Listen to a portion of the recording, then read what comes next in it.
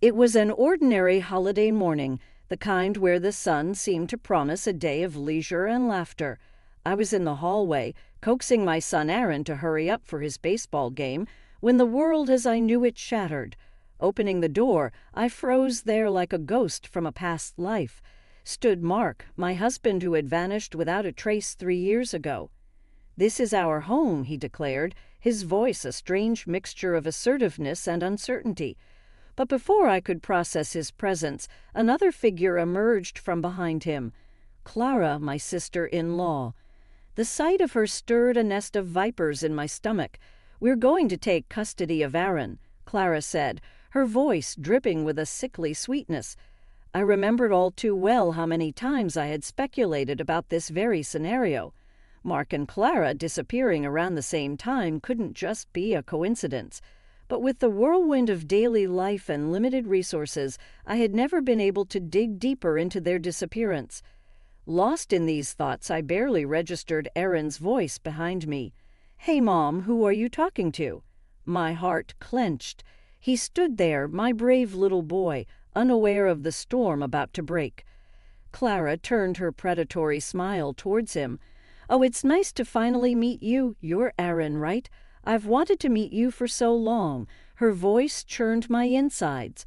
That same voice that had charmed everyone around her, masking the manipulative, cruel nature I knew too well.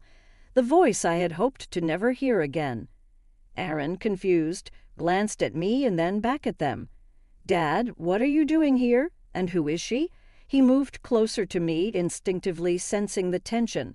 Mark and Clara stood there, gaping like fish out of water, clearly not expecting this confrontation. Before they could recover, Aaron continued, his voice tinged with anger. "We're about to leave. Move it." It was then that Mark and Clara noticed something behind me, their faces drained of color. I couldn't help but let out a bitter laugh. Standing there was my daughter Elise, cradled in Aaron's arms. Mark's eyes widened in shock, his gaze flicking between Elise and me. "Mark, Clara," I started, my voice steady despite the chaos in my heart. "3 years ago you left without a word. I was left alone to pick up the pieces, to raise Aaron, and to face an unexpected pregnancy." I paused, letting the weight of my words sink in. Clara's eyes narrowed, but I continued. "I'm not the same person you abandoned. I fought hard to build a life for my children and me, and I won't let you waltz back in to destroy that." Their faces were a picture of shock, disbelief, and for a fleeting moment, guilt. But it was too late for guilt. The wounds they had inflicted ran too deep. "Please leave," I said firmly. "You have no right to be here." Mark opened his mouth, likely to spout some excuse or plea, but I didn't want to hear it. I closed the door on them, on the past they represented. Turning back to my children, I saw Aaron looking at me with newfound respect, and Elise gurgling blissfully, unaware of the storm that had just passed. I took a deep breath, steadying my racing heart. This was just the beginning. The battle lines were drawn, and I was ready to fight for my family's future. The days following Mark and Clara's unwelcome visit were a whirlwind of emotions and memories, a tidal wave that threatened to drown me. I found myself revisiting the dark days after Mark's disappearance, the sleepless nights filled with worry, and the countless hours I spent questioning what I could have done differently. Aaron had struggled the most. Once a cheerful and outgoing boy, he became sullen and withdrawn, his bright eyes dimming. I remembered the countless dinners he pushed away, the school events he begged me to skip, and the cold, distant looks that replaced his warm smiles. It tore at my heart, but I couldn't find a way to reach him. As I brooded over these memories, Elisa's innocent laughter echoed through the house, a stark contrast to the storm raging within me. She was my unexpected blessing, a light in the darkness of Mark's betrayal. Her birth had been a turning point for me, a moment of profound strength and vulnerability. One evening, as I tucked Aaron into bed, he turned to me with serious eyes. "Mom, why did Dad leave us? Did we do something wrong?" His question hit me like a physical blow. "No, honey, you did nothing wrong." Sometimes adults make choices that don't make sense, and it's not because of anything you did. But why did he come back? And with Aunt Clara? The confusion in his voice was heartbreaking. I sighed, searching for the right words. I don't know why they came back, but I do know that we are a family, you, me, and Elise. We'll get through this together. He nodded slowly, his young face etched with worries no child should bear. I trust you, Mom. I just wish things were like before. I kissed his forehead, whispering, I know my love. I wish that too. The next day, I was jolted out of my reverie by a call from my lawyer, Mr. Thompson. Lauren, we need to discuss your legal options. Mark and Clara's claim is baseless, but we should prepare a case. I listened, my mind racing. This was my chance to fight back, to ensure that Mark and Clara couldn't hurt us anymore. Let's do it, I said firmly. I want to protect my children, and I won't let them be used as pawns in whatever game Mark and Clara are playing. Mr. Thompson's voice was reassuring. You're making the right decision. I'll start preparing the documents. We'll show them that they can't just walk over you. As I hung up, a sense of determination settled over me. Mark and Clara had underestimated me, thinking I would crumble under their pressure, but they were wrong. I was stronger now, tempered by the trials I had faced. I looked at Aaron playing with Elise and knew that I would do whatever it took to keep them safe. This was no longer just about revenge. It was about justice for my children and me. Mark and Clara had awakened a fierce protectiveness in me, and I was ready to fight back with everything I had. As the days turned into weeks, my resolve hardened like steel. I was prepared for the legal battle ahead, but nothing could have prepared me for the emotional warfare that ensued. Mark and Clara, like vultures circling their prey, began their campaign to wear me down.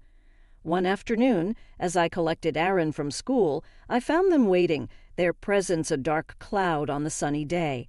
Clara's voice was sickeningly sweet as she called out to Aaron, "Hi, sweetie, we've missed you so much." Aaron clung to my hand, his body tense. "Why are you here?" he asked, his voice barely above a whisper.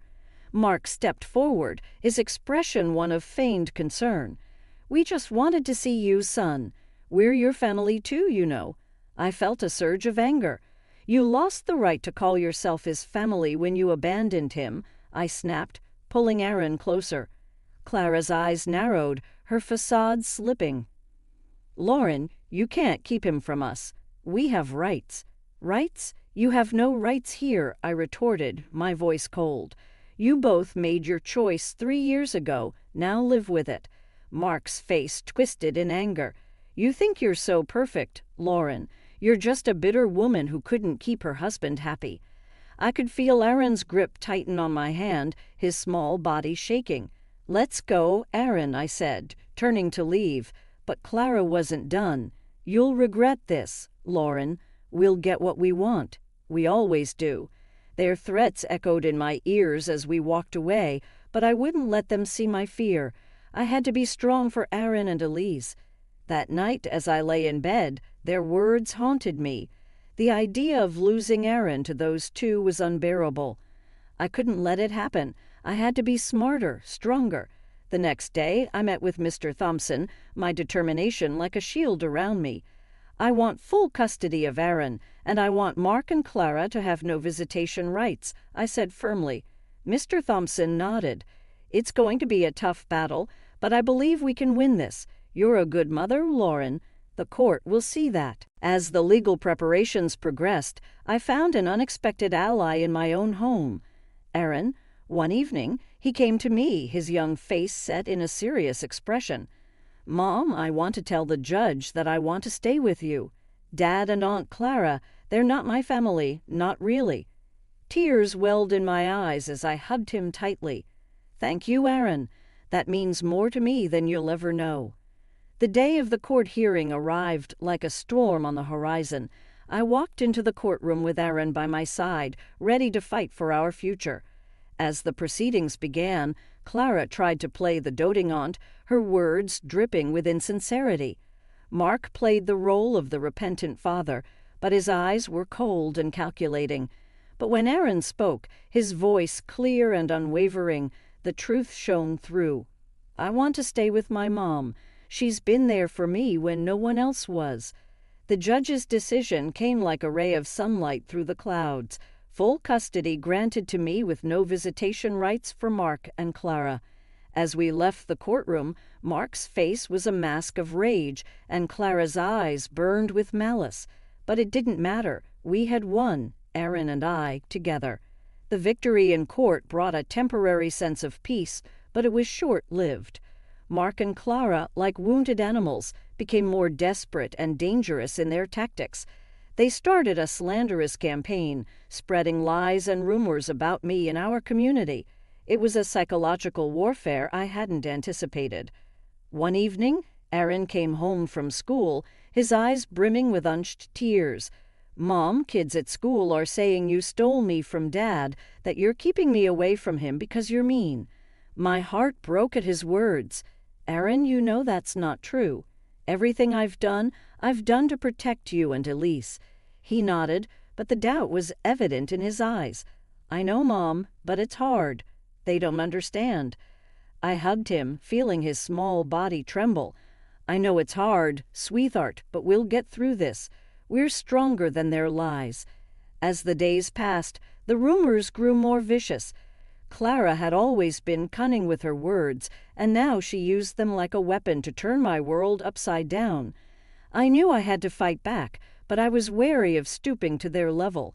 Then one day Mark showed up at my workplace, a facade of remorse plastered on his face. "Lauren, can't we just talk about this for Aaron's sake?" His words were like poison, and I could see through his act. "There's nothing to talk about, Mark. You made your choice. Now live with it." He grabbed my arm, his grip tight. "You're ruining my life, Lauren. You and that kid." I pulled away, my voice steady. "No, Mark, you did that all by yourself." As I walked away, his parting words sent a chill down my spine. "This isn't over, Lauren. I won't give up that easily." The legal victory had given me custody of Aaron, but it hadn't ended the war.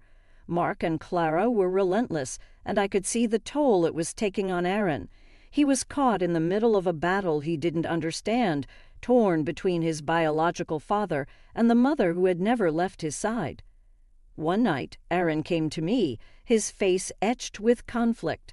"Mom, what if Dad changes? What if he wants to be a real dad?" His words hit me hard. "Aaron, I know he's your dad, and it's normal to hope for that. But we have to see people for who they are, not who we want them to be."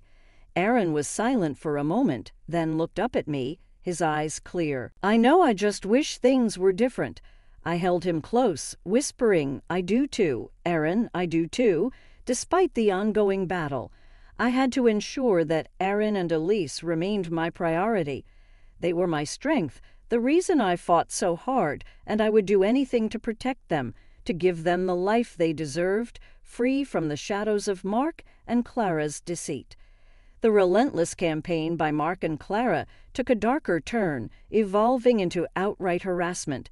They seemed to be everywhere, outside my workplace, near Aaron's school, always lurking, always watching.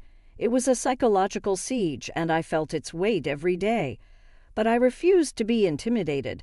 It was time to hit back, to make them realize they couldn't trample over our lives without consequences. I scheduled a meeting with Mr. Thompson, my resolve like iron. "Mr. Thompson, it's time we take more aggressive legal action. I want to file for a restraining order against Mark and Clara, and I want to sue them for harassment and defamation," I declared. Mr. Thompson nodded in agreement. "I think that's a wise decision, Lauren. Their behavior is unacceptable, and it's time they face the legal repercussions." The legal proceedings were grueling, but I stood firm. In court, Mark played the victim, a man wronged by his vindictive ex-wife, Clara. Ever the actress, Clara wept about being denied the chance to be a part of her nephew's life. But their performance couldn't mask the truth. The judge saw through their facade and granted the restraining order. Additionally, they were ordered to pay damages for their defamatory actions. As we left the courtroom, Mark's face was a mask of fury. while Clara's eyes burned with unspoken threats. But this time I wasn't afraid. I had the law on my side. Their defeat in court, however, did little to quench their vendetta. If anything, it seemed to fuel their spite. One day I received a chilling phone call from Mark. "You think you've won, Lauren. You think you can just destroy my life and walk away. I'll make sure you regret this," he hissed through the phone. I clenched my jaw, fighting back the fear his words invoked. "You brought this on yourself, Mark. I'm just protecting my family. You haven't seen the last of me," I replied before he hung up. His threat hung in the air like a toxic cloud, but I wouldn't let it break me. I had Aaron and Elise to think about. They were my world, and I would go to any lengths to shield them from Mark and Clara's malice. But as days turned into weeks, the constant stress began to wear me down. The never-ending vigilance, the fear of what Mark might do next, the pressure of being a single mother. It was all consuming. One evening, as I put Elise to bed, Aaron came to me, his expression somber. "Mom, are we going to be okay?" Dad sounded really mad on the phone. I pulled him into a hug, my heart aching for the worry he had to bear. "We're going to be okay, Aaron. I won't let anything happen to us, I promise." But even as I spoke the words, I knew the battle was far from over. The weeks following the court ruling were a tense and watchful time. Mark and Clara, now bound by the restraining order, had receded into the shadows, but their silence was more unnerving than their threats. I knew this lull was just the calm before another storm, and then it happened. Clara, in a move of sheer desperation, orchestrated a public scene. I was picking up groceries when she appeared out of nowhere, screaming accusations. "You're a monster, Lauren. You've torn our family apart," she wailed, drawing the attention of bystanders. I stood my ground, my voice steady. "Clara, you need to leave. You're violating the restraining order." Her face twisted in rage. "I don't care. The world needs to see what kind of person you really are." But her theatrics backfired. The store manager, recognizing the disturbance, called the police. As they escorted a hysterical Clara away, her image of the wronged aunt crumbled. This public meltdown was the final straw. The police charged Clara with violating the restraining order and public disturbance. Mark, too, faced consequences. His involvement in the harassment and defamation, now fully exposed, led to his arrest. As I watched them being taken away, a part of me felt a pang of pity. They had descended into their own hell, a pit they had dug with their lies and hatred. But this feeling was quickly overshadowed by a sense of justice. They were finally facing the consequences of their actions. In the aftermath, the community's perception shifted. The truth about Mark and Clara's deceit and manipulation became apparent. People who had once whispered behind my back now offered their apologies and support. Aaron, witnessing the downfall of his father and aunt, had mixed emotions. "Mom, is it wrong to feel happy about Dad and Aunt Clara getting arrested?" I took his hand, understanding his inner turmoil. "It's okay to feel relieved, Aaron. They hurt us a lot. It's okay to want justice for that." The battle that had consumed our lives for months finally seemed to be over. Mark and Clara, once towering figures of intimidation, were now diminished, their power to harm us stripped away. As I tucked Aaron and Elise into bed that night, a sense of peace settled over me. We had weathered the storm and emerged stronger. I knew there would be challenges ahead, but for the first time in a long while, I felt hopeful about the future. With Mark and Clara's legal retribution, a heavy burden lifted from our shoulders. The days seemed brighter, and our home was filled with laughter once again. Aaron's smile returned, and Elise's innocent giggles were a balm to our scared hearts. The community's support was overwhelming. Apologies turned into offers of help, and slowly the rumors and whispers faded away. We were rebuilding our lives, piece by piece. But the true testament to our newfound peace came on my birthday. Aaron, now more mature and thoughtful, had a surprise for me. He approached with a shy smile, a small gift in his hand. "Happy birthday, Mom. I made this at school for you," he said. handing me a beautifully crafted photo frame. It held a picture of the three of us, smiling and happy. Tears welled up in my eyes as I hugged him. "Thank you, Aaron. This is the best gift I could ever ask for." Later that day, as we celebrated with a small party, our little family felt whole again. Friends and neighbors joined in, their presence a symbol of the life we had reclaimed. During the party, a new face appeared. It was Tom, a kind and understanding man I had met through my work.